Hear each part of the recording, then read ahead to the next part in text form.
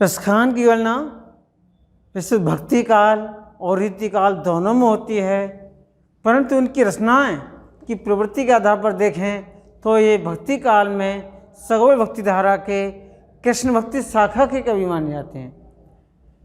ये कृष्ण के प्रति अगाध प्रेम रखते थे और उतना ही प्रेम उनकी लीला भूमि ब्रज प्रदेश के प्रति था। तो यही रसखान की भावना है कि जीवन में कृष्ण भक्त रहा और अगर मेरी मृत्यु होती है तो अगले जन्म भी इसी लीला भूमि ब्रज प्रदेश में ही रहूं। उनका कथन है, मानुष हो तो वही रसखान, बसों ब्रज गोकुल गांव के ग्वारन, जो पशु हो तो कहा बस मेरो, चरो नित नंद की धीन में झारण। पाहन हो तो वही गिर को, जो धर्यो कर छत्र पुरंदर धारण, जो खग हो तो बसेरो करो, मिल कालिंद कूल कदम्ब की धारण। रसखान जी कहते हैं, मानस हो तो वही रसखान, यदि मेरा मनुष्य के रूप में जन्म हो तो वही रसखान के रूप में हो, या और कोई नाम हो, बहरहाल यहीं पर मनुष्य के रूप में कृष्ण का एक शिष्य बनूं, भक्त बनूं। बसों ब्रज गोकुल गांव के ग्वारन, और ब्रज प्रदेश में जो गोकुल गांव है वही गांव में मेरा जन्म हो, वहीं पर मैं रहूं। जो पशु हो तो कहा बस मेरो, यदि मेरा जन्म पशु के रूप में हो तो इसमें मेरा बस तो कोई नहीं है, लेकिन चरो नित नंद की धीन में धारण, तो मेरा पशु के रूप में गाय के रूप में जन्म हो, जो मैं नंद की गायों के साथ में चरा करूं। पाहन हो तो वही गिर को, अगर मैं पत्थर भी बनूं तो उसी गिरी का पर्वत का पत्थर बनूं, जो गोवर्धन पर्वत को श्री कृष्ण ने गोकुल की रक्षा हेतु उठाया था। गोवर्धन पर्वत को जो धार्य कर छत्र पुरंदर धारण, गोकुल वासियों की रक्षा के लिए उन्होंने छाता के रूप में धारण किया था। जो खग हो तो बसेरो करो, मिल कालिंद कूल कदम्ब की धारण, और यदि मेरा जन्म खगवाने पक्षी के रूप में हो तो बसेरो करो, मैं बसूं कालिंद कूल कदम की धारण। कालिंदी कहते हैं यमुना के कुल माने किनारे पर जो कदम का वृक्ष है उसी पर बसेरा करूं। इन काव्य पंक्तियों में रसखान ने ब्रजभाषा का प्रयोग किया है, सरल ब्रजभाषा का, और इसमें छंद है सवैया, क्योंकि 22 से लेकर 26 तक के जो वर्ण किसी पद में आते हैं तो वहाँ सवैया छंद होता है। और अलंकार जैसे कालिंद कूल कदम की धारण, तो कौन सा अलंकार हुआ? अनुप्रास अलंकार हुआ। अगली पंक्ति, आज गई हो तो भोर ही हो, रसखान रही भई नंद के भोनई, बाग को जियो जुग लाख करो, जसोमत को सुख जात कहो नहीं। तेल लगाए लगाए के अंजन, भोए बनाए बनाई डिटो नहीं, डार हमेरन हार निहारत बारत है जो पुचकारत छो नहीं। रसखान कहते हैं कि ये सखी दूसरी सखी से कहती है कि हे सखी, कि आज मैं प्रातः काल नंद के घर गई, नंद के भवन गई, तो मैंने देखा, मेरी इच्छा है कि उनका माता यशोदा का जो पुत्र है लाखों करोड़ों वर्ष जिए, जो सुख उन्हें मिल रहा है उसमें पुत्र को पाकर उन्हें प्राप्त होता रहे। वह उस समय स्नान करके तेल लगा रही थीं और आँखों में अंजन काजल लगा रही थीं, और उसकी भौं पर नजर ना लगे उसके माथे पर एक टीका लगा रही थी, डिटोना लगा रही थीं। उसके बाद डार हमेलन हार निहारत, उस पर फिर गले में एक हार डाला, माला डाली, और बार बार उनको अपने पुत्र को कृष्ण को निहार रही थीं, पुचकार रही थीं पुत्र के लिए।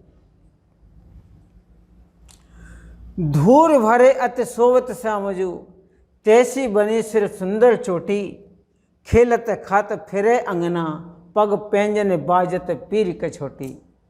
बा छवि को रसखान बिलोकत, भारत काम कला निज कोटी, काग के भाग वगे सजनी, हरि हाथ सुले गयो माखन रोटी।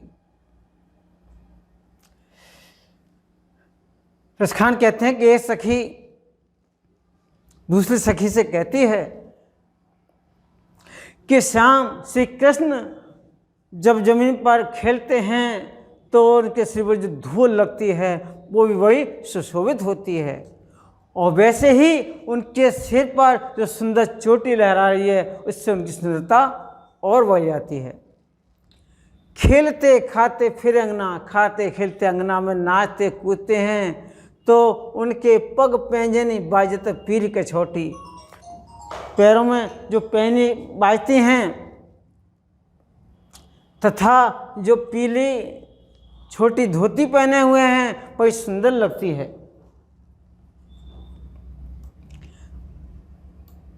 वह छवि को रसखान मिलोवत, तो रसखान कहते हैं उसको छवि को देख करके ऐसा लगता है कि भारत काम कला निष्कोटि, कि कामदेव भी अपनी जो सुंदरता की अनेक कलाओं से हैं वो भी उनके सामने हार जाते हैं।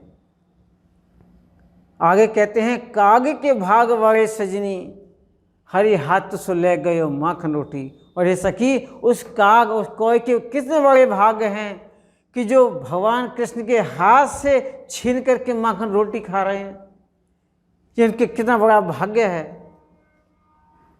इस सभी में छंद सवैया ही है, भाषा ब्रजभाषा है, अलंकार काम कला कोटि अनुप्रास अलंकार है। जादन तैबे नंद को छोरा याद बन धेनु चराए गयो है। सखी कहती है दूसरी सखी से कि जिस दिन से जादन से वह नंद बाबा का छोरा अर्थात पुत्र श्री कृष्ण इस वन में अपनी गाय चरा करके गया है। मोहन तानन गोधन गावत, वो मोहनी सूरत, और जाते समय जो गोधन गीत गाया जाता है, ब्रज प्रदेश में गोधन गीत गाया जाता है, गोधन गीत गाते हैं और अपनी बांसुरी बजा करके सबको रिझा गया है, सबको मोहित कर गया है। बादन सो कुछ टोना सो के रसखान हिये में समाये गयो है। उस दिन को उनकी शोभा को देखकर ऐसा लगता है कि उनकी छवि सूरत में हृदय में समा गई है। को न कहो कि कान करे सिगरो ब्रज वीर बिकाए गयो है। और कहती सखी कि अब उनके प्रेम में ऐसे आसक्त हो गए हैं सभी कि कोई किसी की शर्म नहीं करता, सब उन्हीं के प्रेम में आसक्त हो गए, डूब गए हैं। कान भये बस बांसुरी के अब कौन सखी हमको चहे, निस धौस रहे संग साथ लगी ये सौतन तापन क्यों सहे। जिन मोहिल यौवन मोहन को रसखान सदा हमको दहे है, मिल आओ सवे सखी भाग चलें अब तो ब्रज में बांसुरी रहे। रसखान कहते हैं कि श्री कृष्ण बंसी को अपने धुन में बजाते रहते हैं, होठों पर रखे रहते हैं, इससे ग्वालन को बड़ा दुख होता है। ग्वाल वालों को कहते हैं कृष्ण बांसुरी के प्रेम में हम सबको भूल गए, हमसे तो बात ही नहीं करते हैं, तो ये उनको बहुत बुरा लगता है कि बांसुरी क्यों रहती है हर्षमन के साथ में। तो कहती है सखी कहाँ न भय बस बांसुरी के, श्री कृष्ण बांसुरी के बस में हो गए हैं, हर्ष में उसी में ही लगे रहते हैं। हे सखी अब हमको कौन चाहेगा, हर्ष में बांसुरी रहती है उनके पास। तो निस धौस, निस रात्रि, धौस दिन, निस धौस रहे संग साथ लगी, ये बांसुरी हर समय उनके दिन और रात साथ रहती है। यह सौतन तापन क्यों सहे, ये हमारे लिए एक सौतन के समान है जो हमसे बात नहीं करने देती। जिन मोह लियो मनमोहन को, इस बांसुरी में मनमोहन को मोह लिया है। रसखान सदा हमको दे, रसखान कहते हैं, सखी कहती है फिर हमको क्यों देखेंगे, वो हमारे प्रति प्रेम क्यों होगा, हमसे क्यों बात करेंगे। मिले आओ सखी सवे सखी भाग चलें अब तो ब्रज में बांसुरी रहे। तो सखी कहती हैं हे सखी हम सब मिल करके आओ और यहाँ से भाग चलें, यहाँ तो बस केवल कृष्ण रहेंगे और उनकी बांसुरी रहेगी, हमारा यह रहना अब उचित नहीं है। तो रसखान ने एक उनको सखियों के द्वारा बांसुरी को एक सौतन कहा है, सौती राह प्रकट किया है। सूरदास ने भी कहा अन्य वक्त में अपने भ्रमर गीत में कि सखीरी मुरली लीजे चोर, उसमें भी ये भाव प्रकट किया है। मोर पखा सिर ऊपर राखे हों, गुंज की माल घरे पहरोंगी, ओए पीतम्बर ले लपटी बन गोधन ग्वारन संग फिरोंगी। भाव तो बोही मेरो रसखान, सो तेरे कहें सब स्वांग करूँगी, या मुरली मुरलीधर की अधरा न धरी अधरा न धरूंगी। सखी मिलके बैठ के बातचीत करती हैं, कहती हैं अपने मन के सांत्वना के लिए, धैर्य के लिए कि इसके अलावा और कोई रास्ता नहीं है। तो सखी दूसरी सखी से कहती है कि जिस प्रकार श्री कृष्ण अपने सिर पर मोर का पंख लगाते हैं, वैसे मोर पखा से ऊपर रखो, मैं भी अपने सिर पर मोर का पंख लगाऊंगी। गुंज की माल घरे पहनूंगी और गुंजन की मूंगों की माला उनके समान गले में धारण करूंगी।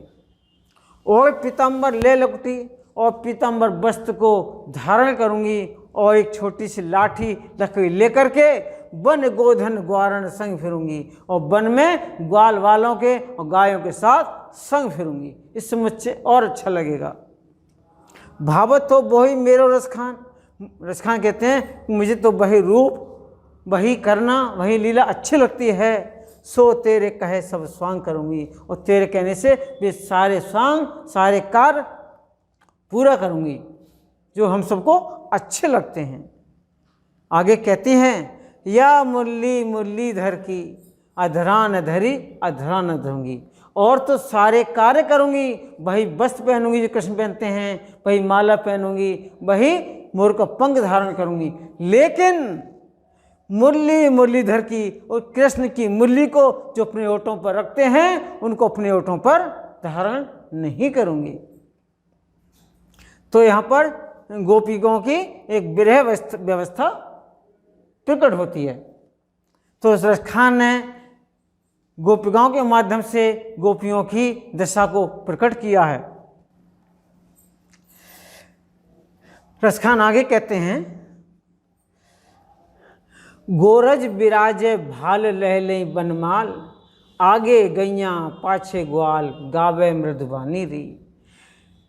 कि गायों के चलने से उनके खुर से जो धूल उड़ती है वे श्री कृष्ण पर लगती है, तो वह भी धूल वही सुशोभित होती है, उनके मस्तक पर लगती है, और इसको लेकर के वो वन में उसके गले पर वन के फूलों की माला जो पड़ी हुई है उससे और शोभा बढ़ जाती है। आगे गैयां पाछे ग्वाल गावे मृदुबानी री। जब वन को जाते हैं या लौटते समय आगे आगे गायें और पीछे पीछे ग्वालवाल होते हैं और गीत गाते हुए मधुर धुन में आते रहते हैं। तेसी धुन बांसुरी की मधुर मधुर जैसी, और उसी साथ में बांसुरी की मधुर ध्वनि उसमें और रस बखेर देती है। बंक चितवन मंद मुस्कानी री, और उनकी चितवन, उनके चेहरे की मुस्कान, मंद मंद मुस्कान उनके छवि चेहरे को, सुंदरता को और बढ़ा देती है। कदम बिटप के निकट तटनी के तट, अटा चर्चा आहे पीत पट पहरानी रे। कि तटनी के तट, उस यमुना नदी के किनारे पर जो कदम का वृक्ष है, उसके पास में अटारी पर चढ़कर देखो तो कैसा पीतवस, उनका पीला वस लहरा रहा है। रस बरसावे तंत पनी बुझावे नैन, उसको देखने से कितना रस बरसता है, और देखने से मन की ताप है वो दूर हो जाती है, मन को शांति मिलती है। प्राणन रिझावे भय आव रसखानी री।